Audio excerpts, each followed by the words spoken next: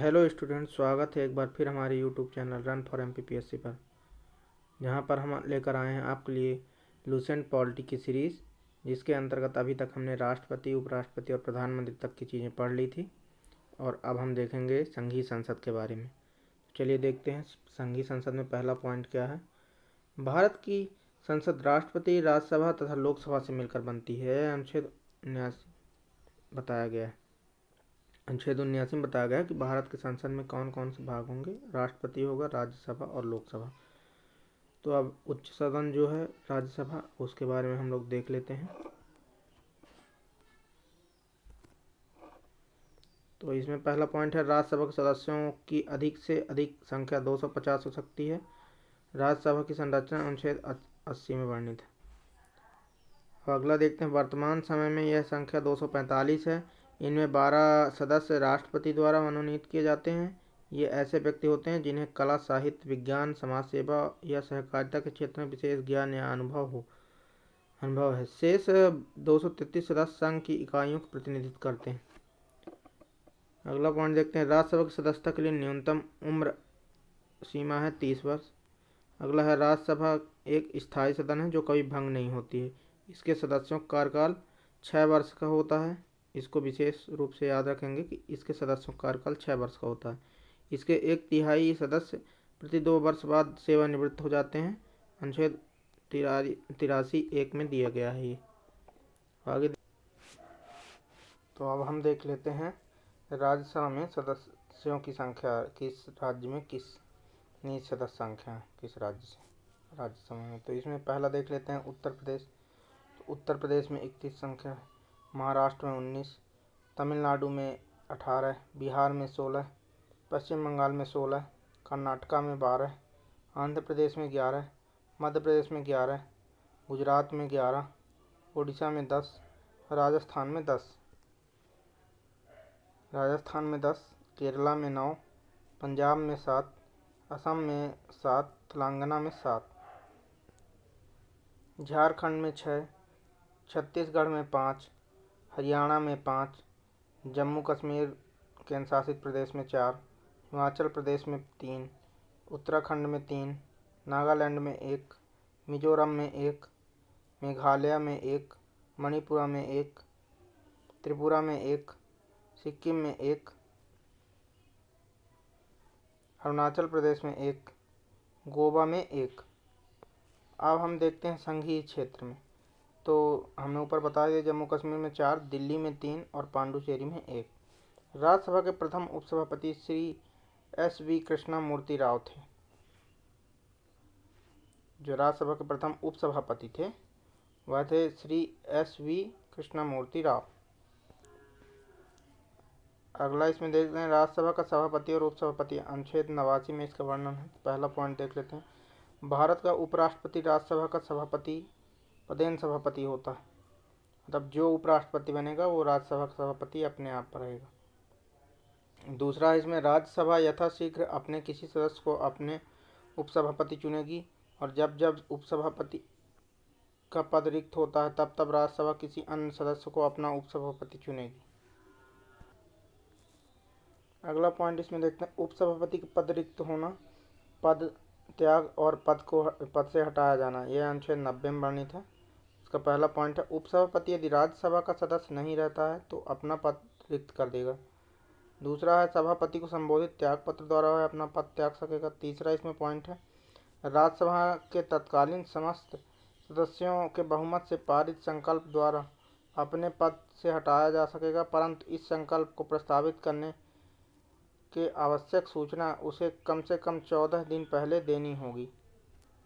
इसमें नोट देख लेते हैं, जब सभापति या उपसभापति को पद से हटाने का संकल्प विचाराधीन हो तो वह पीठासीन नहीं होगा। यह अनुच्छेद 92 में वर्णित है। अगला पॉइंट इसमें देखते हैं, मंत्रिपरिषद राज्यसभा के प्रति उत्तरदायी नहीं होती है। अगला पॉइंट है इसमें, अनुच्छेद 249 के अनुसार यदि राज्यसभा उपस्थित तथा मत देने वाले सदस्यों के 2/3 बहुमत से प्रस्ताव पारित कर यह घोषित करती है कि राज्य सूची में उल्लेखित कोई विषय राष्ट्रीय महत्व का है, तो संसद उस विषय पर अस्थायी कानून का निर्माण कर सकती है।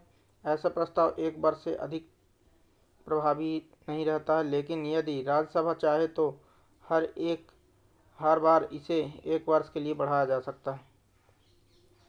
अगला इसमें पॉइंट, केवल राज्यसभा को राज्यसभा में उपस्थित और मतदान देने वाले सदस्यों के कम से कम 2/3 सदस्यों के बहुमत से अखिल भारतीय सेवाओं का सृजन करने का अधिकार है। यह अनुच्छेद 312 में वर्णित है। अगला इसमें पॉइंट देखते हैं, धन विधेयक राज्यसभा में पुनः स्थापित नहीं किया जाएगा। यह अनुच्छेद 109(1) में दिया गया है। धन विधेयक के संबंध में राज्यसभा को केवल सिफारिश करने का अधिकार है, जिसे मानने के लिए लोकसभा बाध्य नहीं है। इसके लिए राज्यसभा को 14 दिन का समय मिलता है। यदि इस समय में विधेयक वापस नहीं होता तो पारित समझा जाता है। राज्यसभा धन विधेयक को न अस्वीकार कर सकती है और न ही उसमें कोई संशोधन कर सकती है। अब राज्यसभा सदस्य जो थे और प्रधानमंत्री बने, उनमें कौन कौन से प्रधानमंत्री थे जो राज्यसभा के सदस्य थे। पहला था इंदिरा गांधी 1966-67 में, एच.डी. देवेगौड़ा 1996-97 में, आई.के. गुजराल 1997-98 और डॉक्टर मनमोहन सिंह 2004 से 2014 तक ये लगातार बने रहे। अगला पॉइंट इसमें देख लें, राष्ट्रपति वर्ष में कम से कम 2 बार राज्यसभा का अधिवेशन आहूत करता है। राज्यसभा के एक सत्र की अंतिम बैठक और अगले सत्र की प्रथम बैठक के लिए नियत तिथि के बीच 6 माह से अधिक का अंतर नहीं होना चाहिए। अगला इसमें राज्यसभा का पहली बार गठन 3 अप्रैल 1952 ईस्वी को किया गया था और इसकी पहली बैठक जो थी 13 मई 1952 को हुई थी। संसद भवन के बारे में पढ़ लेते हैं थोड़ी सी। यह एक वृत्ताकार भवन है जिसकी design architect sir Edwin Lutyens एवं सर हेबर्ट ब्रेकर ने 1912-13 में तैयार किया था। संसद भवन की नींव 12/2/1921 को रखी गई थी। संरचना की बाहरी परिधि 144 ग्रेनाइट पत्थरों के स्तंभ पर टिकी हुई है। नोट पॉइंट को ध्यान में रखते हैं, राज्यसभा में प्रतिनिधित्व नहीं है। अंडमान निकोबार का प्रतिनिधित्व नहीं है, चंडीगढ़ का नहीं है, दादर एवं नगर हवेली का नहीं है, दमन एवं दीव और लक्षद्वीप का, इनका प्रतिनिधित्व राज्यसभा में नहीं है। चलिए अब हम लोकसभा के बारे में देख लेते हैं। लोकसभा संरचना अनुच्छेद 81 में वर्णित है। लोकसभा संसद का प्रथम या निम्न सदन है जिसका सभापतित्व करने के लिए एक अध्यक्ष होता है। लोकसभा अपनी पहली बैठक के पश्चात यथाशीघ्र अपने 2 सदस्यों को अध्यक्ष और उपाध्यक्ष के रूप में चुनती है। अनुच्छेद 93 में वर्णित। अगला है इसमें पॉइंट, मूल संविधान में लोकसभा की सदस्य संख्या 500 निश्चित की गई है।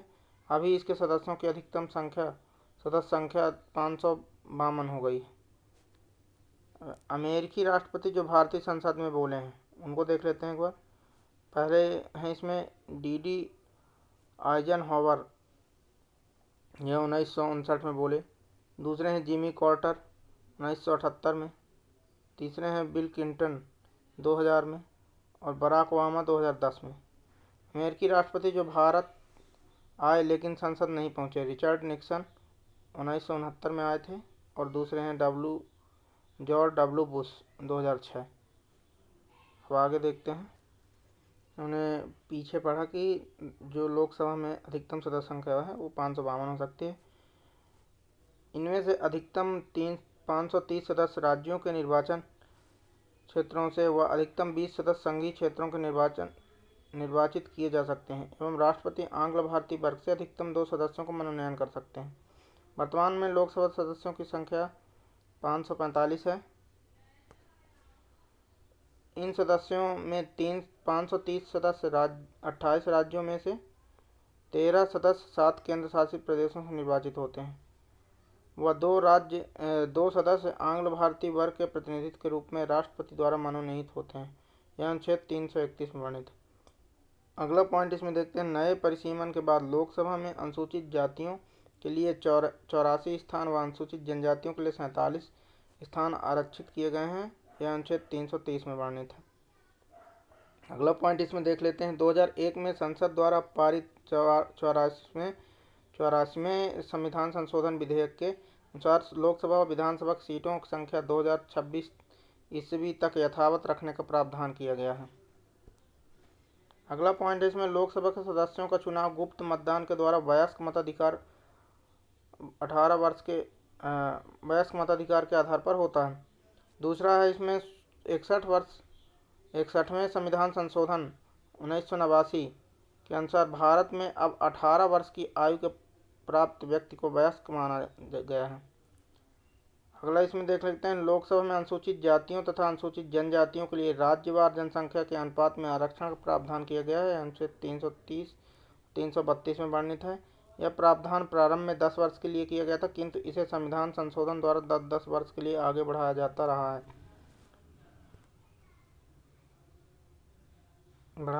है वर्तमान में 95वें संविधान संशोधन 2009 में द्वारा अनुच्छेद 334 संशोधन कर लोकसभा में अनुसूचित जातियों अनुसूचित जनजातियों के आरक्षण तथा आंग्ल भारतीयों को मनोनीत करने संबंधी प्रावधान को 2020 तक के लिए बढ़ाया गया है। अब देख लेते हैं लोकसभा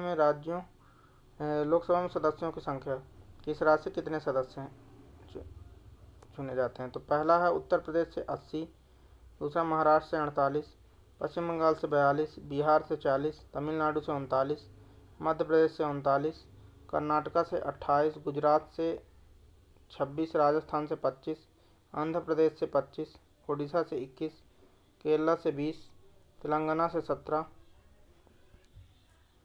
झारखंड से 14, असम से 14, पंजाब से 13, छत्तीसगढ़ से 11, हरियाणा से 10, जम्मू कश्मीर से अब 5 सदस्य चुने जाएंगे और 1 सदस्य लद्दाख से चुना जाएगा।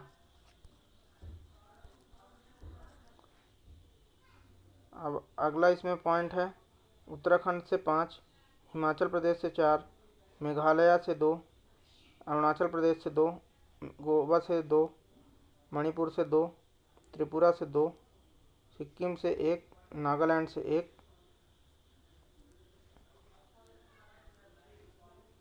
और मिजोरम से 1। अब संघ शासित क्षेत्रों में देख लेते हैं। एक तो जम्मू कश्मीर का, जम्मू का हमने देख लिया है कि 5, और लद्दाख में 1। तो ये, और दादर एवं नगर हवेली और दमन एवं दीव को 1 कर दिया गया, तो अब इन दोनों को मिलाकर 2 चुने जाएंगे। तो देख लेते हैं, दिल्ली से 7, पुदुचेरी से 1, चंडीगढ़ से 1, दादर व नगर हवेली दमन एवं दीव से 2, अंडमान निकोबार से 1, लक्षद्वीप से 1, जम्मू कश्मीर से 5 और लद्दाख से 1। इस प्रकार से लोकसभा में निर्वाचित होंगे लोग। कुछ महत्वपूर्ण पॉइंट में हम नज़र डाल लेते हैं। तो सबसे अधिक मतदाता वाला लोकसभा क्षेत्र जो है बाहरी दिल्ली है। फिर सबसे कम मतदाता वाला लोकसभा क्षेत्र जो है वो लक्षद्वीप है। इसमें क्षेत्रफल की दृष्टि से सबसे बड़ा लोकसभा क्षेत्र जो है वो लद्दाख है। क्षेत्रफल की दृष्टि से सबसे छोटा लोकसभा क्षेत्र जो है वो चांदनी चौक है, दिल्ली। अगला हम इसमें देख लेते हैं, लोकसभा की सदस्यता के लिए अनिवार्य योग्यताएं कौन कौन सी। तो पहली योग्यता इसमें है कि वह भारत का नागरिक हो। दूसरा है उसकी आयु 25 वर्ष या इससे अधिक हो। तीसरा है भारत सरकार अन्यथा अथवा किसी राज्य सरकार के अंतर्गत वह कोई लाभ के पद पर नहीं हो। चौथा, वह पागल व दिवालिया घोषित न हो। अगला इसमें देख लेते हैं कि लोकसभा का अधिकतम कार्यकाल सामान्यतः 5 वर्ष का होता है। मंत्री परिषद लोकसभा के प्रति सामूहिक रूप से उत्तरदायी होती है। अनुच्छेद 75(3) में वर्णित है। अगला पॉइंट, प्रधानमंत्री के परामर्श के आधार पर राष्ट्रपति के द्वारा लोकसभा को समय से पूर्व भंग किया जा सकता है। ऐसा अब तक 8 बार किया जा चुका है। 1970, 1977, 1979, 1984, नवंबर 1989, मार्च 1991, दिसंबर 1997 और अप्रैल 1999 में किया गया।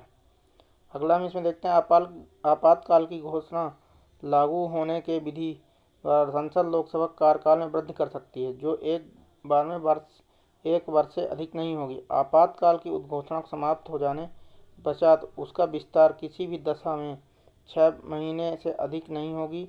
1976 में लोकसभा कार्यकाल 2 बार 1-1 वर्ष के लिए बढ़ाया गया था।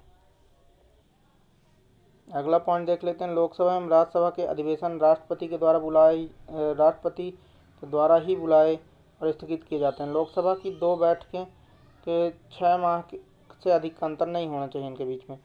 अगला है, जब तक संसद विधि द्वारा अन्यथा उपबंध न करे तब तक संसद के प्रत्येक सदन का अधिवेशन गठित करने के लिए गणपूर्ति सदन सदस्यों की कुल संख्या का 10वां भाग होगी। मतलब गणपूर्ति जो होगी वह सदन के सदस्यों की कुल संख्या का 10वां भाग होगी। यह अनुच्छेद 103 में वर्णित है। यदि सदन में अधिवेशन में किसी समय गणपूर्ति नहीं है तो सभापति या अध्यक्ष उस रूप कार्य करने वाले व्यक्ति का यह कर्तव्य होगा कि वह सदन को स्थगित कर दे या अधिवेशन को तब तक के लिए निलंबित कर दे जब तक कि गणपूर्ति नहीं हो जाती।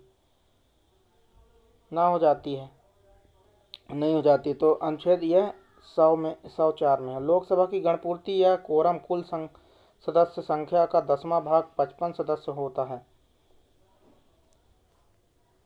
अब अगला हम इसमें देखते हैं, संविधान के अनुच्छेद 108 में संसद के संयुक्त अधिवेशन की व्यवस्था है। संयुक्त अधिवेशन राष्ट्रपति के द्वारा निम्न 3 स्थितियों में बुलाया जा सकता है। तो कौन कौन सी स्थितियां हैं? विधेयक एक सदन से पारित होने के बाद जब दूसरे सदन में जाए, तब यदि दूसरे सदन के द्वारा विधेयक अस्वीकार कर दिया गया हो तब संयुक्त अधिवेशन बुलाया जाएगा। दूसरा है इसमें, विधेयक पर किए जाने वाले संशोधनों के बारे में दोनों सदनों में अंतिम रूप से असहमत हो गए हैं तब बुलाया जाएगा। और तीसरा है, दूसरे सदन को विधेयक प्राप्त होने की तारीख से उसके द्वारा विधेयक पारित किए बिना 6 मास से अधिक बीत गए हों तब संयुक्त अधिवेशन बुलाया जाएगा।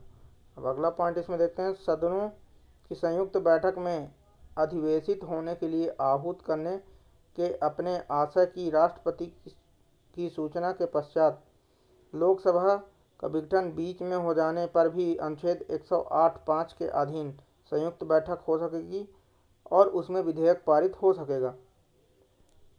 अगला पॉइंट है इसमें, अनुच्छेद 108 द्वारा निर्धारित संयुक्त बैठक की प्रक्रिया सामान्य विधायन तक ही सीमित है। धन विधेयक एवं संविधान संशोधन विधेयक पारित करने के लिए संयुक्त बैठक नहीं हो सकती। संविधान संशोधन विधेयक दोनों सदनों में अलग अलग पारित होना चाहिए। संविधान संशोधन अनुच्छेद 368(2) द्वारा शासित होता है।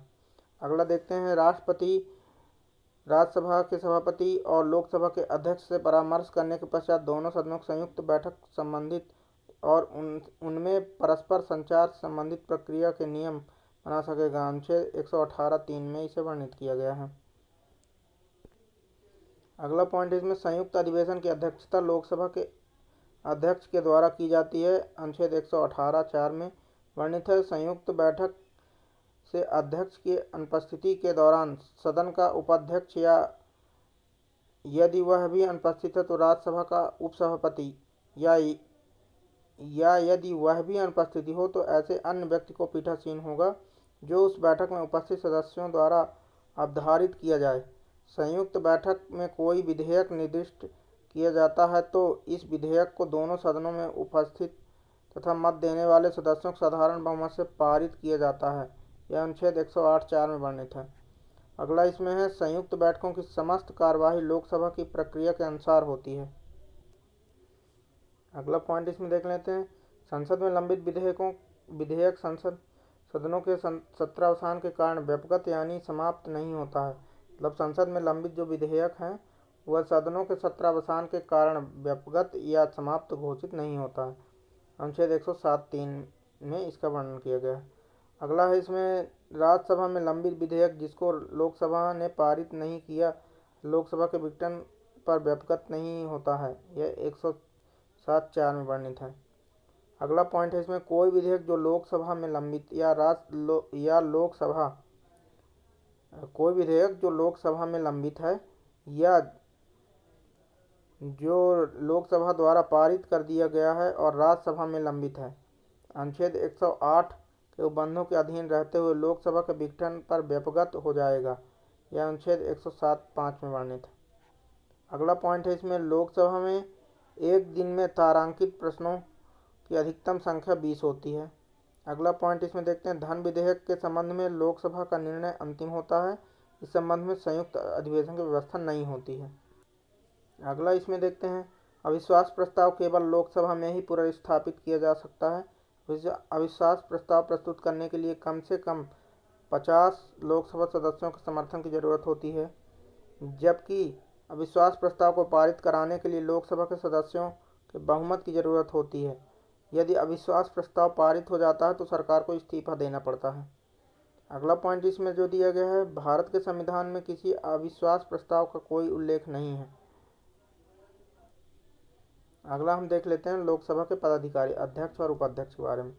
संविधान के अनुच्छेद 93 के अनुसार लोकसभा स्वयं ही अपने सदस्यों में से एक अध्यक्ष और उपाध्यक्ष चुनेगी। अगला पॉइंट है इसमें, प्रत्येक आम चुनाव के पश्चात जब लोकसभा का पहली बार आयोजन किया जाता है तो प्रोटेम स्पीकर के द्वारा नए निर्वाचित सदस्यों को शपथ दिलाई जाती है। प्रोटेम स्पीकर उस समय तक कार्य करता है जब तक कि नए अध्यक्ष और उपाध्यक्ष का चयन नहीं कर लिया जाता। अगला पॉइंट है इसमें, अध्यक्ष उपाध्यक्ष को तथा उपाध्यक्ष अध्यक्ष को त्याग पत्र देता है। अगला पॉइंट इसमें है, लोकसभा के अध्यक्ष के रूप में शपथ नहीं लेता है बल्कि सामान्य सदस्य के रूप में शपथ लेता है। अगला पॉइंट है, 14 दिन के पूर्व सूचना देकर लोकसभा के तत्कालीन समस्त सदस्यों के बहुमत से पारित संकल्प द्वारा अध्यक्ष व उपाध्यक्ष को पद से हटाया जा सकता है। अगला पॉइंट है इसमें, लोकसभा के भंग होने की स्थिति में अध्यक्ष अपना पद अगली लोकसभा की पहली बैठक होने तक रिक्त नहीं करता है। अगला इसमें पॉइंट है, लोकसभा में अध्यक्ष की अनुपस्थिति में उपाध्यक्ष की अनुपस्थिति में राष्ट्रपति द्वारा बनाए गए वरिष्ठ सदस्यों का पैनल कोई व्यक्ति पीठासीन होता है। इस पैनल में आमतौर पर 6 सदस्य होते हैं। अब देख लेते हैं लोकसभा के अध्यक्ष के कार्य एवं अधिकार। तो पहला इसमें है, सदन के सदस्यों के प्रश्नों को स्वीकार करना, उन्हें नियमित करना व नियम के विरुद्ध घोषित करना। दूसरा है इसमें, किसी विषय को लेकर प्रस्तुत किए जाने वाला कार्य स्थगन प्रस्ताव अध्यक्ष की अनुमति से पेश किया जा सकेगा। तीसरा इसमें, वह विचाराधीन विधेयक पर बहस रुकवा सकता है। अगला है इसमें, संसद सदस्यों को भाषण देने की अनुमति देना और भाषणों का क्रम और समय निर्धारित करना।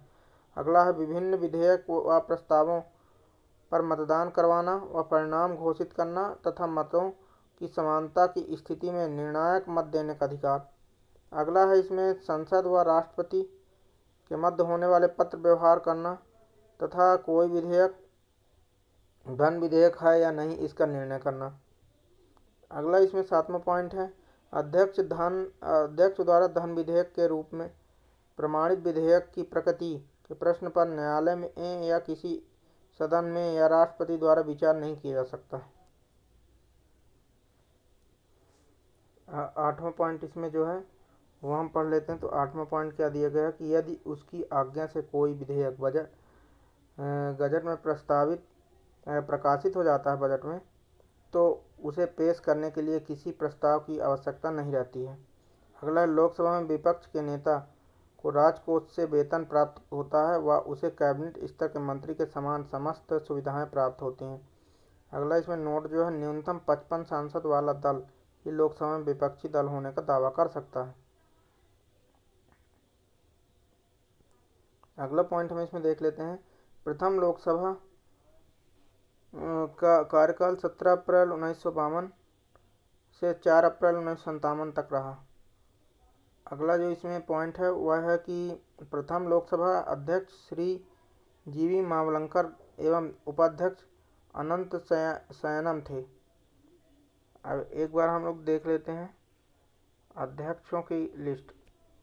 पहले लोकसभा अध्यक्ष कौन थे? गणेश वासुदेव मावलंकर। और अभी तक में लगातार क्रमों में अभी 13वें 14वें और अभी 17वीं लोकसभा है और 17वीं लोकसभा के अध्यक्ष के रूप में ओम बिरला काम कर रहे हैं। इससे पहली वाली लोकसभा में सुमित्रा महाजन ने काम किया। एक महत्वपूर्ण पॉइंट और ध्यान रखेंगे, 15वीं लोकसभा की अध्यक्ष मीरा कुमार प्रथम महिला लोकसभा अध्यक्ष थी और सुमित्रा महाजन दूसरी महिला लोकसभा अध्यक्ष थी।